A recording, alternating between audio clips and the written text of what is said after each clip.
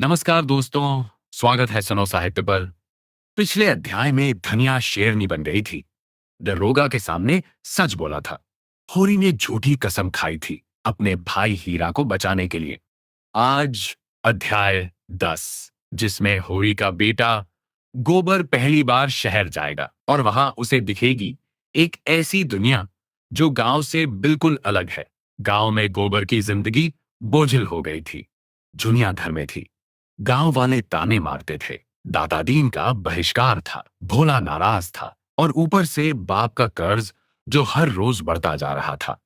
गोबर ने एक दिन होरी से कहा, बाबा, मैं शहर जाना चाहता हूं। कुछ कमा कर लाऊंगा, कर्ज उतारूंगा। होरी ने एक पल सोचा। मन में डर था, बेटा शहर जाएगा बिगड़ेगा तो नहीं, लेकिन घर की हालत भी तो देखो। उसने धीरे से कहा, जा, लेकिन याद रखना, शहर में बहुत चालाक लोग होते हैं। खुद को संभाले रहना। धनिया ने गोबर को रोटी बांधी। जुनिया ने आंखें पोंछी और गोबर पहली बार गांव की मेड़ छोड़कर शहर की तरफ चल दिया, लखनऊ। गोबर पहले कभी इतने बड़े शहर में नहीं आया था।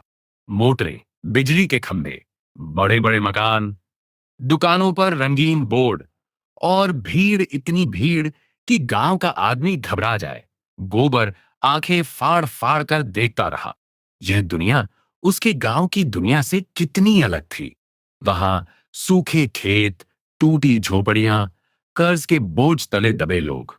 यहां चमक दमक, रोशनी और एक ऐसी हलचल जो कभी थमती नहीं। लेकिन गोबर जानता था यह चमक उसके लिए नहीं है। उसे काम चाहिए था, पैसा चाहिए था। शहर में उसकी मुलाकात हुई मिर्जा खुर्शीद से। मिर्जा एक ठेकेदार मजदूरों का काम दिलाता था, शहर के कारखानों में, इमारतों में। मिर्जा ने गोबर को देखा। हट्टा कट्टा जवान, मेहनती दिखता है। काम चाहिए? मिर्जा ने पूछा। हाँ, गोबर ने कहा। कितना मांगोगे? जितना दो। मिर्जा मुस्कुराया। कल सुबह आ जाओ। गोबर को काम मिल गया। एक इमारत बन रही थी। ईंटें ढोना, गारा बनाना, मजदूरी करना। पहले दिन गोबर ने दोगुना काम किया। उसे दिखाना था वो काम जानता है। रात को एक छोटी सी कोठरी में लेटे हुए गोबर ने सोचा, बाबा होरी, अम्मा धनिया, झुनिया। उसने मन में कसम खाई, जब तक घर का कर्ज नहीं उतरेगा वापस नहीं जाऊंगा। इधर गांव में गोबर के जाने के बाद घर और सूना हो गया।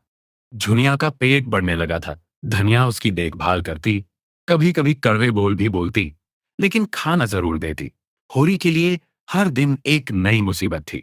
एक दिन नोखेराम आया, जमींदार का आदमी। होरी, इस साल लगान नहीं भरा, राय साहब को जवाब देना होगा। होरी ने हाथ जोड़े। नोखेराम भैया, थोड़ी मोहलत दो, बेटा शहर गया है, कुछ कमा कर लाएगा तो भरूंगा। नोखेराम ने ठंडे लहजे में कहा, मोहलत हर साल यही कहते हो, इस बार नहीं। 10 दिन में भर दो, नहीं तो जमीन कुड़की होगी। कुड़की, यह शब्द होरी के दिल में एक खंजर की तरह उतर गया। जमीन जो उसके बाप दादा की थी, जिस पर उसने खून पसीना बहाया था, जो उसकी पहचान थी, वो जमीन कुड़की हो जाएगी। होरी चुपचाप बैठ गया। बहुत देर तक। धनिया ने देखा